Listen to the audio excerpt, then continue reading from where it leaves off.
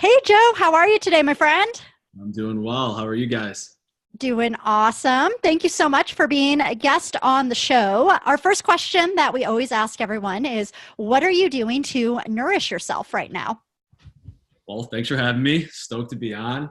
A couple things that come to mind. First and foremost, I like to start every day with a morning routine. It's super simple. It takes about 20 minutes to do. I started off with meditation, and then I like to journal. And with my journaling, I'll just do like whatever comes to my mind, any thoughts, feelings, emotions, ideas, I just write those down. Then I do 3 things that I'm grateful for. And actually recently in the past week, this was recommended by a coach of mine, I started writing down my daily wins from the day before. So I just got down maybe like 3 or 5 things that I completed yesterday or things that I'm excited about that I got done. And that's just like a good confidence booster and going into the new day. And then I'll read a little bit, usually something like mindset or mindfulness focused, and then I'll plan out my day. And then each of those I do them for 5 minutes, and it just kind of sets me up for the day ahead and just a good mindset. And then I like to work out daily, and then I try to just eat healthy foods and foods that I enjoy and give me energy and make me feel my best. I love that. Have you ever heard of the Miracle Morning with Hal Elrod? Hal Elrod, yeah. Yeah, it's very similar to his. Mm-hmm. Yeah. Now, do you use any type of meditation app, or do you just kind of set a timer and go with it? Yeah, so when I first started to get into meditation a couple of years ago, I used the Headspace app, and they have a pretty cool, I think it's called the Take 10. So to even get into any of the features they have, you have to do like 10 days worth of like 10 minutes of meditation, I think it was at the time. So I started with that and then was kind of in and out of meditation for a couple of years. And now I just do 5 minutes. I set it on my iPhone, and I don't even know if I would necessarily call it like a proper meditation, but I'm at least sitting there. I'm calm, eyes closed, just focusing on my breath. If thoughts come, cool. If they don't, no worries. But it's just kind of cleansing the plate before starting the day. Just taking a quiet second. I use the Headspace meditation app. I love Andy. He's just like my friend in the morning. Yeah, his voice. Yeah, it's mellow. Andy Puddicombe, the founder of Headspace, wrote an awesome book called The Mindful Pregnancy that myself and Lindsay both read, and it is absolutely incredible. So if anybody listening right now is pregnant, about to have a baby, or if you're a partner of someone who's about to have a baby, it is an amazing book that I definitely recommend. It was huge for us. Awesome. Yeah, we have a bunch of sluts as listeners, so I'm sure that will come in handy. That's hilarious. I'm gonna have to read that. What was one good nugget you took out of that book? Let's see. There were so many. Yeah. So I think just the idea that like it's going to be stressful at times, like going into pregnancy, going through the labor and delivery process. There's so many question marks and so many moments of uncertainty. Like if it's your first kid, you've never been through it before, male or female, right? So I think it just focuses on remembering to stay in the present moment, that we can control our thoughts, and in just crazy tense situations, remember to breathe and just be present, and that, working with your partner and communicating and all those things, like you guys are always in control and you can navigate it. And I think it's really easy going into the pregnancy process being like, oh my God, my life is over. We're never going to be able to do anything again. We can't travel. We can't go to the gym. Like, it's going to be crazy. And that's what it talks about a lot, is just like understanding that like it's going to be okay. You are going to do amazing things. You're about to bring a human into this world, which is incredible in and of itself. And just, reminding you to just be present and just be in the moment, and everything's going to work out how it's supposed to. It was amazing. I recommend it to anybody. Yeah, the title does its justice, I guess. The Mindful Pregnancy. That's awesome. Yeah, I don't have kids yet, but having kids scares the shit out of me. Only in terms of like, oh my gosh, like, do I have a kid in a hospital, or do I have a midwife? Like, are we going to vaccinate? Are we not? Like, all of these things that you have to make decisions about. I'm just like, fuck it. I don't want to have a kid anymore. But I mean, I know, of course, I'm not a parent yet, but one day I will be, and definitely just the experience of, having kids and everything.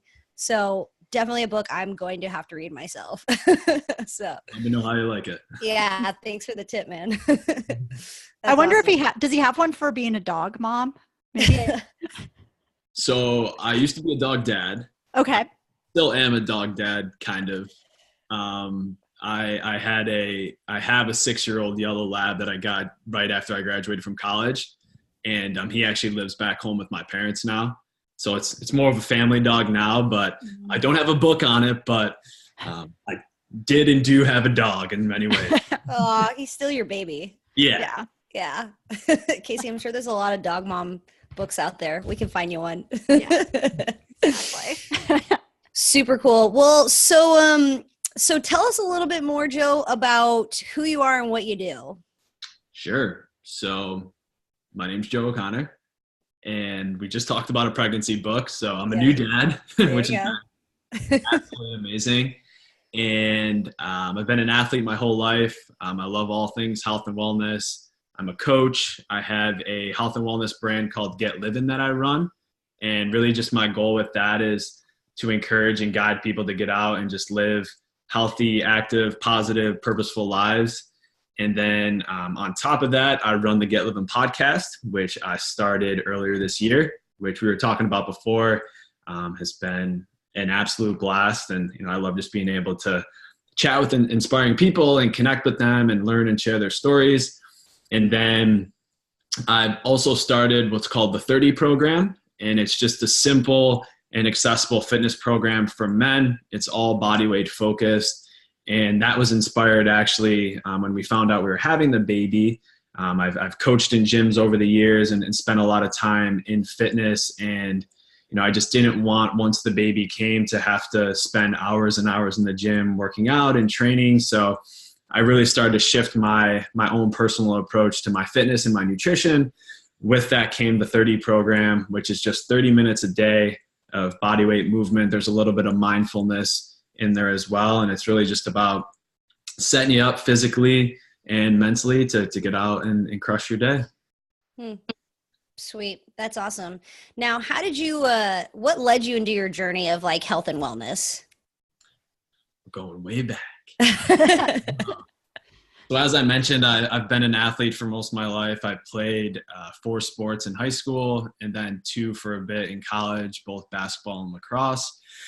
And I would say my journey into wellness started actually going into my freshman year of college. I tore my ACL in a men's basketball league at the YMCA 1 week before moving into freshman year. Oh, no. Brutal. Crazy. And at that time, with the injury and then getting surgery and going through the recovery process, I couldn't practice, I couldn't train, I couldn't play. So I found myself really diving into wellness and just learning as much as I could from like a fitness standpoint, nutrition standpoint. At that point, there was no Instagram, so you couldn't just like hop on and scroll through workouts and stuff like that. So I was reading a lot of like muscle and fitness magazines and just like scouring the internet to learn as much as I could. So that definitely sparked my passion for it. And then I graduated from college. And once I graduated and I wasn't playing sports anymore, I definitely started to prioritize my own wellness a lot more. Mm-hmm. And when I graduated, I took a job at a local company. I'm from Syracuse, New York. And I was there for about a year. And then after I left the company to actually go back to school to get my master's. My degree, my undergrad was in business management and then information systems, but I was going to go back to school to get my master's in like nutrition or exercise science or something like that. And then long story short, my partner, Lindsay, who we went to school together, she's a couple years older than me at the time, we reconnected, and she had just started a business of her own called Team Gleese. And what she does is she takes student athletes from America and sends them abroad once they're done competing and studying here in the States to get their master's and then continue to play sports. So here I am. I'm looking to go get my master's anyways. I just finished up playing sports. This opportunity came. She predominantly sends kids to the UK. But at the time, the Australian market opened up and they were looking for a test athlete to come and test out the Team Lee's concept. So she was like, hey, if you want to do it, it's yours. And I was like, oh yeah, let's do it. So I ended up moving to Sydney, Australia, which then actually inspired the name of our now 6-week-old daughter. So move over there. I get my master's in international business because the school that I actually decided to go to, they didn't have like a wellness department. There was no exercise science or nutrition, but it was definitely the best option for me in terms of like, it was right outside of Sydney. It was a great school and it just checked all the boxes. And I was definitely, willing to do the business degree, which is cool. And then I played a little bit of basketball over there. But at the time when I was there, just with so much going on, I wasn't really doing anything really in pursuit of that passion for fitness other than just like working out and training on my own. And then it wasn't until that experience ended that I then came back to the States. And then just over the years, I've just kind of circled back to making it more of a focus and a career and trying to help others with it as well. Mm-hmm. That's how you're so savvy in business. Yeah. That's awesome. That's a cool experience. Now, how long did you live abroad? About a year. So my program was supposed to be a year and a half, but just with some of the work that I had done in my undergrad, it actually knocked a semester off, which looking back on it, like super cool. I got my master's in 2 semesters. It was amazing, but I would have loved to spend a year and a half over there. Just with like, it was a blast. Yeah. But yeah, I was there for a year just about, and it was an incredible experience. That's sweet. Yeah. What was your favorite part of living in Australia? That is such a loaded question. I know. So I've never been. My cousin lives there. I hear it's a stellar place. He's actually in the Sydney area. Oh, awesome. Yeah. Sydney is incredible. What did I love the most? How was the food? The food was good. Yeah. I mean, they have a couple different things that are, specific to the Australian culture and their lifestyle, but so much of the different types of food that we have here, they have there as well. Yeah. And a couple things that come to mind for me, I just love being able to connect with different people from different cultures. The place that I lived at had a lot of people from different places. Sydney in and of itself is kind of like an international hub. So that was amazing. And then the program I was in, I met so many people from different countries. Like we're doing like presentations with kids from Germany and kids from Mexico and kids from Norway, like just people from all over. And it's just so cool to be able to connect with them and learn their stories and, kind of compare our lives growing up and see the similarities, see the differences. One thing that also stands out to me is I went during a school break. We traveled New Zealand, myself and a couple of buddies. And then we also did a tour as well. Oops, sorry. My mic for my podcasting actually just fell over onto the computer. We did a tour of the North and the South Island. And when we were in Queenstown in the South Island, that was the first time that I ever went skydiving, which going skydiving in and of itself is absolutely incredible. But in Queenstown, over like the mountains and the lakes, like it was just off the charts. So connecting with the people and then also skydiving are 2 things that come to mind for me just off the top of my head. Yeah. Now, which island did they record? Oh gosh, what was that? Lord of the Rings. Was that the? It's in the North Island. The North Island. Okay. Pretty sure. Okay. But kind of same terrain, or is it totally different? They're different. Yeah. Okay. Definitely. Casey, so the visual in my head is totally off. That's what I was really trying to figure out. That's hilarious. Super cool. Yeah. I mean, I think especially in America, like people just don't international travel so much. I mean, I think like a lot of our friends definitely do, but there's a large population of people that like never leave their city or their state or the country. And just traveling internationally and meeting different cultures and people of the world, I think is so valuable. Experiencing different cultures, religions, just lifestyles, dietary differences. I mean, it's just so valuable. So it's neat that you got the time to go over there and actually live somewhere else and immerse yourself in it. Mm-hmm. Totally. Super Now, cool. did you have any troubles transitioning back to the United States, like living here, or were they kind of similar? It was incredibly difficult. Didn't want to come home. To come home. The reason I actually came home was because my degree ended in December, which around the holidays over there, they're going into summer. So it's nice and warm out. It's beautiful. But back home, I hadn't been home in a while. So the draw to come back and like see everybody, it's the holidays. Like I was super stoked for that. But then once I got home and Christmas ended and then New Year's ended and everybody went back, to work and where they were living and what they were doing, I was like, what the hell? Like, why did I do that? So it was definitely a big transition process. I'd be lying to you if I said it didn't take probably a year or two to really like get back into it. And Wow. I mentioned my partner Lindsay's company earlier. So she deals with student athletes on a daily basis. She's talking to kids that she's about to send abroad to go get their master's in play sports. But then she's also connecting with kids who are in the experience and then just step out of the experience. And she lived in London for a year, and that's where the business concept came from. But she experienced it as well, and many of her athletes experience it too. It's, you're immersed in this incredible experience, and you're meeting people, you're connecting with them, you're traveling, you're seeing different cultures and parts of the world. And then not that there's anything wrong with your home or where you came from or anything like that, but you then step back into what is now your reality, and you are such a different person.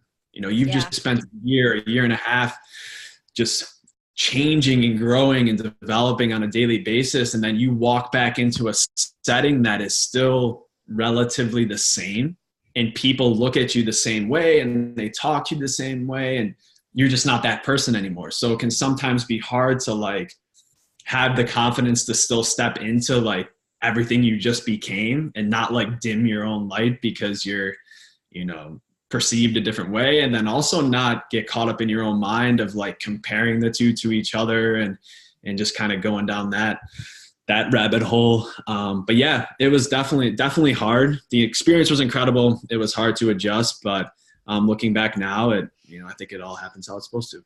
Yeah, totally. And now, so you've got like your 30 program. So especially coming back to America, I think one of the big things is we're so like stagnant. Like you have to make a conscious effort to go be more active, right? To like get out there, just get the habits going.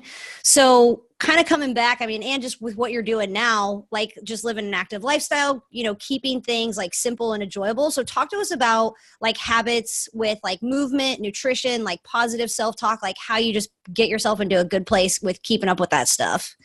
Yeah. So one of the things that I'd say I believe in the most is finding a movement practice and a way to feel your body that you can enjoy and that you love. And I think with that then comes the consistency.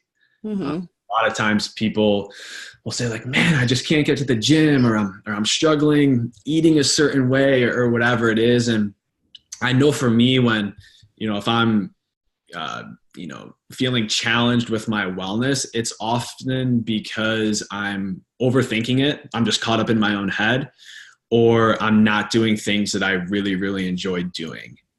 So I feel that if we can really establish a wellness practice that we can enjoy, with that will come the consistency. But I think in doing so, it just opens up a world of possibilities in terms of our mindset, how we think about ourselves, how we treat other people.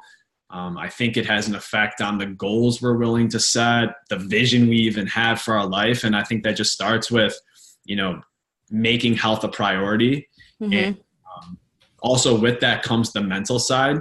It's easy if you're not going to the gym, or you're not moving your body, or not feeling well, to just get caught up in your mind. And, whether you're looking on the scale or you're looking at the mirror, oh man, my jeans don't fit the same way as they used to. And I know for me, when I get caught up in the aesthetic side of things and the body image, I just go down a dark rabbit hole. So I've just, for myself, just try to stay positive and just always have that positive self-talk and really do things that I enjoy and move in ways that I enjoy and not compare myself to other people and what they're doing. And I think that comes with, the morning routine that I mentioned earlier with the meditation and the journaling and stuff like that. Just, setting myself up for success and, kind of being aware of, what I'm letting into my life that may affect me positive or negatively. And really just, believing in myself and in what I want to do and just trying to stay positive with everything. Mm-hmm. You make such a good point about enjoying what you're doing, whether it be movement or the way that you're eating. Because Megan, I was just thinking about you and me. I mean, in the almost 2 years we've known each other, how many different workout routines have we tried between the two of us? I mean, yeah. In my head, I could think of 6. Yeah. And, it's just one of those things, like, it just wasn't our jam. So I was like, yeah, I've been paying for Orange Theory for like 3 months and I haven't gone once. Mm-hmm. Yeah. And it was because I'm an old lady and it was too loud in there. Yeah. And I couldn't talk to people. So it made me sad. But and such an important point.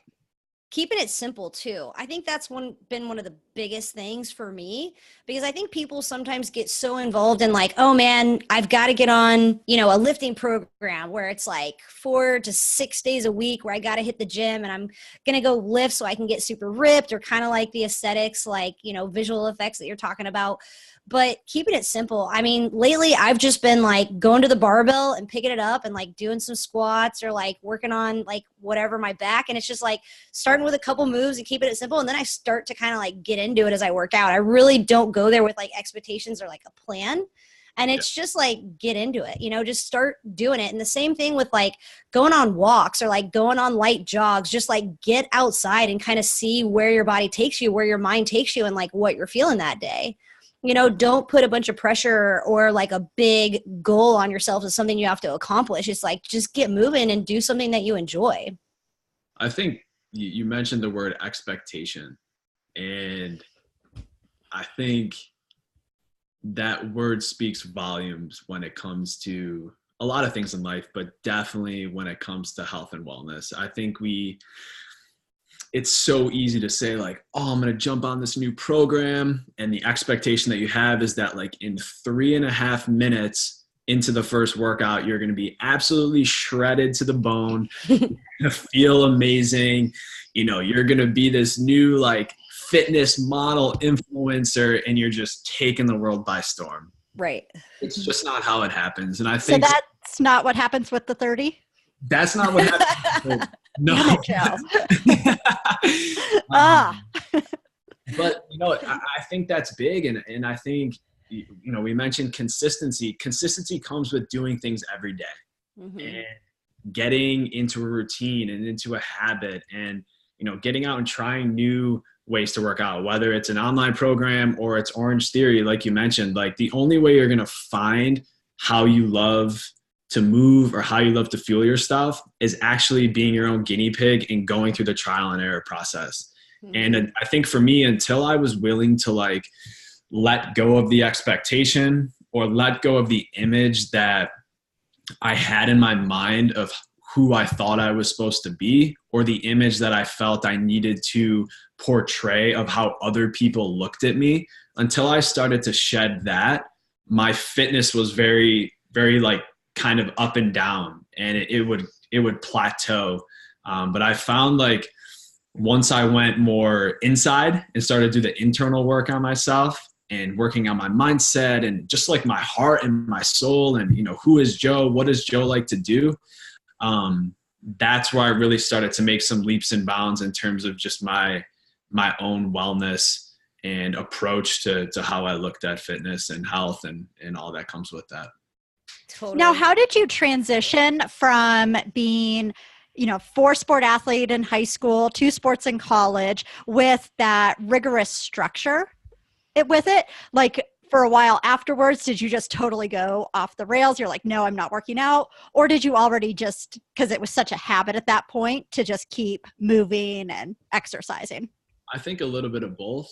Okay. I think that obviously as a kid growing up, I'm fortunate. I'm the youngest of three, and my parents were amazing. And they were always encouraging me to get involved with stuff. Our family motto as a kid was a quote by Lou Holtz, who's a former NCAA football coach. And he said, in life, be a participant, not a spectator.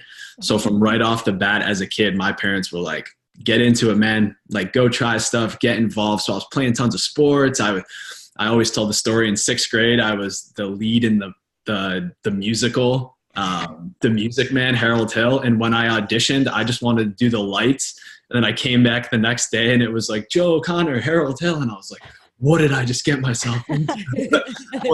But I like to share that in with the sports, because I think it shows two very different types of activities that my parents gave me the opportunity to be involved with. So yeah, just at a young age, I was playing tons of sports, and with that comes structure and practice and routine and all those things. In college, from a athletic standpoint, with the injury, I tore my ACL going into college. Things definitely did not go how I thought they were going to. So I go in with the injury. I end up transferring twice. So I injure my knee. I was supposed to go away to play lacrosse. I end up staying locally in Syracuse and going to Lemoyne College because it was right in the area. My doctors were there. I was able to get the surgery and do the recovery super quick. And I was going to stay a semester, but I ended up staying an entire year there because I loved it. But I'm a type of person where, like, if I commit to something or I say like, oh man, I want to do this, like I want to at least give it a shot. So I felt really obligated to then go to the school that I had already committed to. So I transferred there first semester, my sophomore year, and it just was not the right fit for me. I think if I had gone there initially, I would have loved it probably because I didn't have anything to compare it to.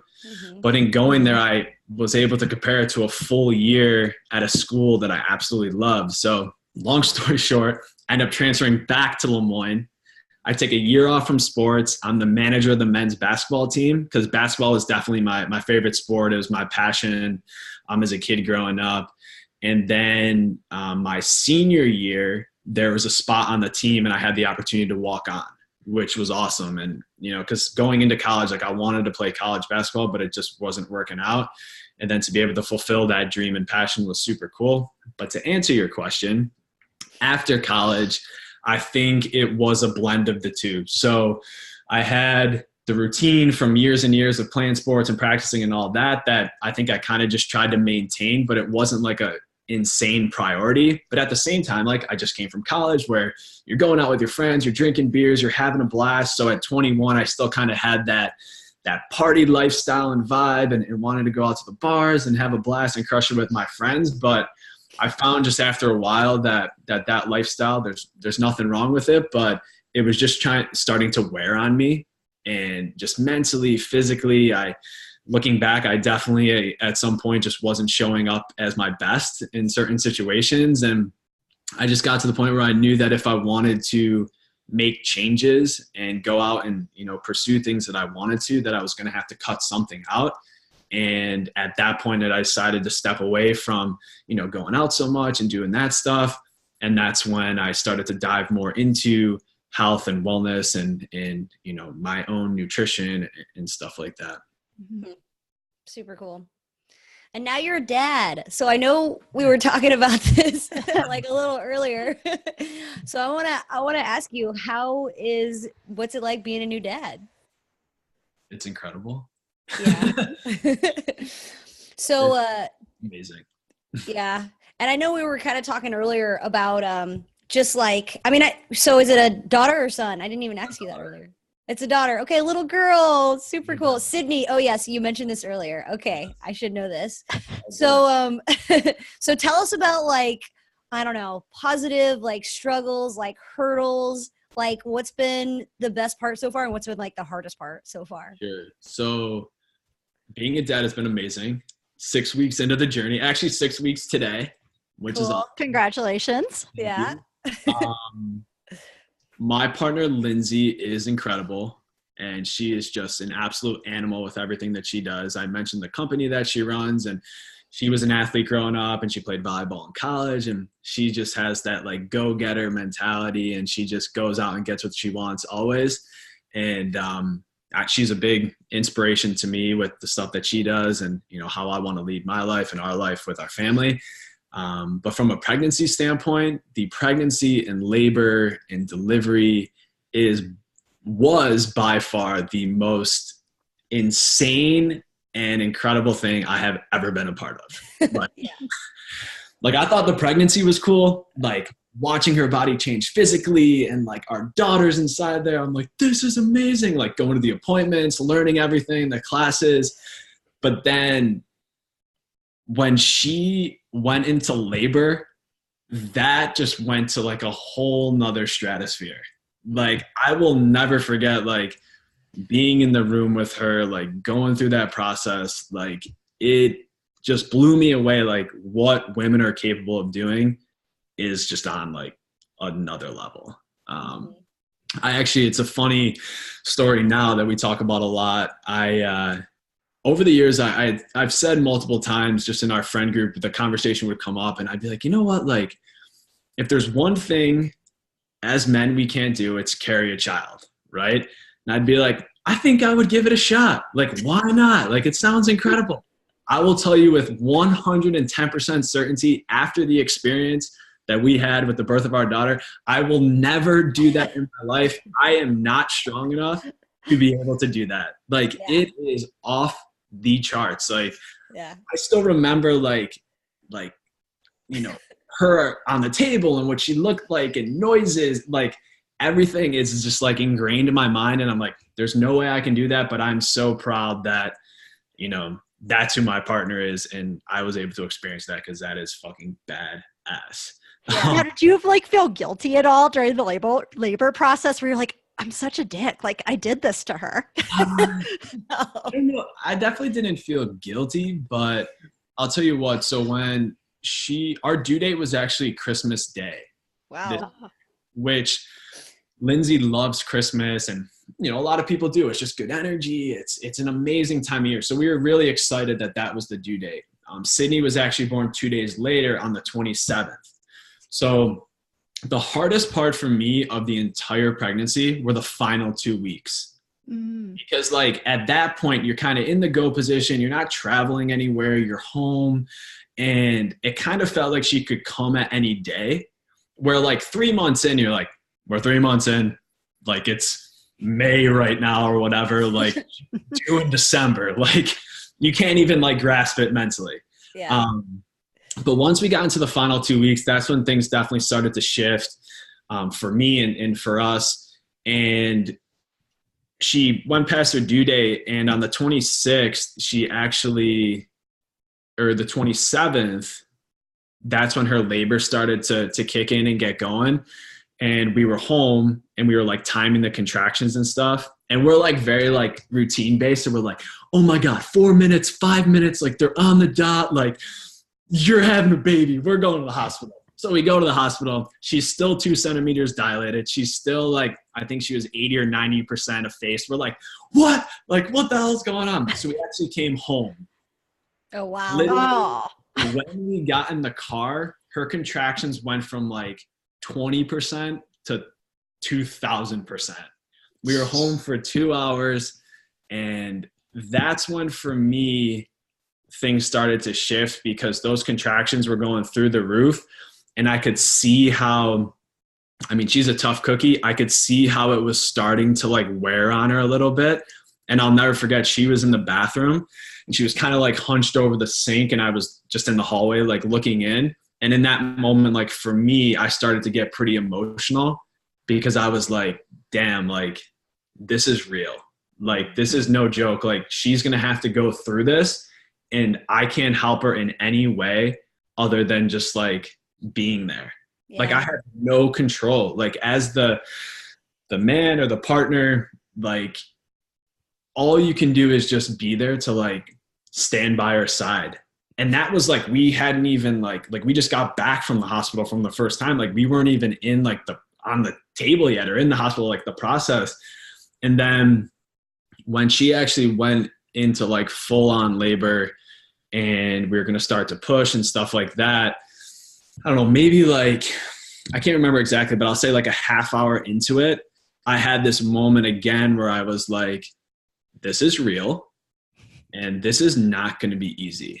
Like, this is intense. This isn't just like a fairy tale that you walk through and then like your baby's here. Like, this is going to be really hard. And I kind of switched into this gear of like, and she did too, like, all right, let's fucking do this and make this happen. Like, nothing else matters right now. Like, let's get this baby into this world. And she pushed like unmedicated, nothing, just with how it worked out. Like, we definitely were open to whatever was going to get the baby here healthy and have her healthy. But she pushed for 2.5 hours straight, like every 4 or 5 minutes on the contraction. And it was no joke, but she did it and it was amazing. And now we got a little nugget here who's 6 weeks old. It's the best. That's awesome. Dude, that is a story. That's only like bits and pieces, but I know. amazing. It's definitely by far the greatest experience I've ever been a part of in my life. And it's the best thing that's happened to me and us by far, for sure. Yeah. That's amazing. I like melt when I hear like dad stories, like dads just talking about their kids or like all this stuff. It's awesome because you don't see guys super vulnerable that much, you know, telling like their stories. So sure. Super cool. Now, so we were talking, I mean, cause I know I had a question about like, what's it been like with like her diet and stuff? I mean, I know she's only 6 weeks old, so you're not doing like solid foods, but even just like as a nutritionist, like how's your journey been with like breastfeeding and just what her diet has been? So from,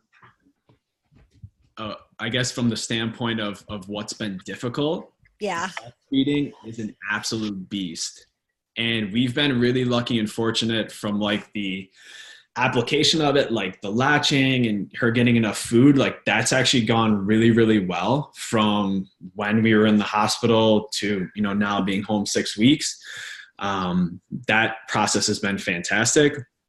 What neither of us knew was the level of attention and the demand that breastfeeding would take. So like Lindsay goes from, you know, entrepreneur and going to yoga class, doing all the things she loves to like, now she's home for 8 to 10 hours a day, sitting, breastfeeding. Yeah. And I would say for her, it's definitely been a transition. But she's been doing amazing with it. And we're to the point now where we have a pretty good routine down where we'll both get up, I'll do the diaper, she'll get situated and then I'll kind of pass her on and, you know, they'll do the feeding and I'll kind of just get stuff, you know, organized for when they're done. So for Lindsay, it's been really hard with the breastfeeding, like I said, to have to like sit there and it just takes, it's so demanding from a time standpoint. But what's been really hard for me, and I'm kind of working through it and we're doing it together, is that like, once I passed her on to Lindsay to do the feed, there's really nothing I can do at that point. So if it's the middle of the night, I'm kind of just standing there and I stand there for like 10 minutes and I ask like 20 times, do you need anything? Like, can I help you? And she's like, go to bed, dude. Like, come on. But you have that feeling of like, damn, my partner's up. Like, she's tired. She hasn't slept. Like, I can't help her right now. You know, I'm going to go back to bed. And then like during the day, like, oh, I'm going to go do something else. So that's definitely been a tough transition, but we're making it work and Sydney's healthy and we actually, Lindsay just started pumping. So I'm able to feed her now at times and we're transitioning to the bottle, which from a father's standpoint, any dads out there, like, dude, when I fed her for the first time, like I was on another planet. I was like,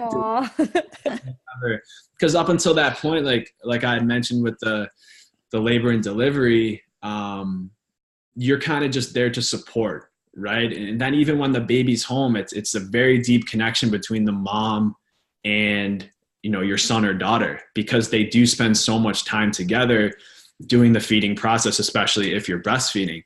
So the day I got that bottle in my hand, I was like, this is so sick. Like, I feel like you're feeding her, you're helping her grow and develop. That was a super cool moment for me. But there's definitely a lot of adjustments. Like, obviously sleep is tough at times, but your body gets used to it. And we've just been trying to establish routine and structure. We both work from home. So we're trying to get into a routine now where, I'll leave for a couple hours and dive into some work, and then I'll come home and take the baby and she'll go do some work. And, but you just work together, communication and teamwork, just like sports. We've been athletes. You got to work as a unit and make it happen. But I'd say if I've learned anything over the past 6 weeks of being a dad, it's definitely just reinforced like how important love is. And I know that that's so simple, but like, I'll tell you what, like when she came into this world, like everything changes. I thought it changed like when we found out we were having a baby, but once she was here, like how I perceive myself, how I perceive other people, like my priorities, what I think about, like so much has changed. But like definitely at that foundational level, just like the importance of, in our relationship, Lindsay and I loving each other, but then just like giving that little nugget as much love as we possibly can. Like it's crazy. Yeah. That's amazing. That's beautiful. I mean, that's awesome. You guys get to experience that, it's very cool. Now, kind of in terms of like taking care of yourself, because I know we kind of were talking about, obviously having a baby, like schedules change, life just flips upside down. So you got to do everything that you got to do to, work with your partner and find times to trade off and leave the house and go work and this and that. So, I mean, that's where, the 30 program came from. So talk to us a little bit more about your program and kind of why it was designed. I know you gave us a little rundown, but definitely give our listeners a little rundown and definitely where they can look a little bit more into it and definitely, become a part of it too. Sure. Yeah. So the 30 program at its core is just a simple and accessible fitness program for men. As you mentioned, the inspiration came for it when I found out that we were pregnant. At the time, I was coaching and training in gyms and spending a lot of time working out and focusing on training and coaching and doing that stuff. And I had a feeling that, when the baby came, I didn't want to feel obligated that I had to like go to the gym or I had to be like gone training for hours. And with that, I just started to shift my mindset when it came to my own fitness and nutrition. And with that really came the 30 program, and it's all body weight focused. The workouts take 30 minutes or less to complete, and you can do them anytime, anywhere. And what I like the most about the 30 program is that, like, obviously you get, a chance to hit a workout and get it in daily. But what I like the most is that there's a community of guys there that are always there to support and push you and hold you accountable. So on the back end, we call it the 30 crew. That's the community. And it's just a bunch of guys that are going through it too. They could be business owners. They could be dads. They could be, doing whatever they're doing, but they're interested in fitness. They want to live a healthy lifestyle. And the 30 program is a great addition to, getting them kickstarted into their fitness journey, but also maybe they're a, seasoned vet when it comes to working out and they're just looking to switch things up and be surrounded by an awesome group of guys. Like, that's a great fit too. And to learn more about it, just 30program.com. Everything you need to know is there. A couple different membership options you can choose from that best fit where you are right now. And the program's all inclusive, super simple movements, demo videos for everything. And it just meets you right where you are in your current journey, and you just get started and go from there. There's no start and end date either. So you can just sign up whenever and pick up right on that day's workout and join the crew and do your thing. That's sweet. Mm-hmm. Are you doing a workout every single day, like a new workout that you film?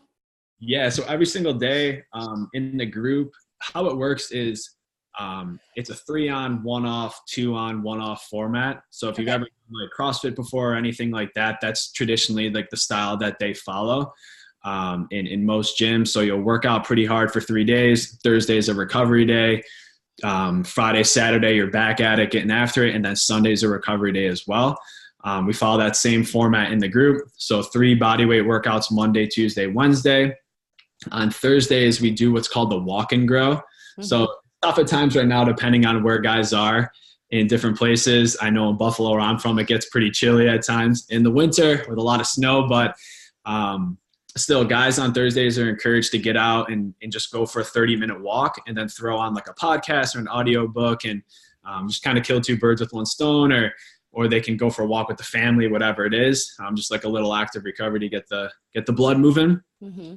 Friday, Saturday, back 2 workouts that are different. And then Sundays, it's called the choice day. So there's no programmed workout, but the guys are encouraged to get out and move for at least 30 minutes, and they can do whatever they want. So like you could shoot some hoops, you could go to a yoga class, you could do anything you want, but just get out and move a little bit.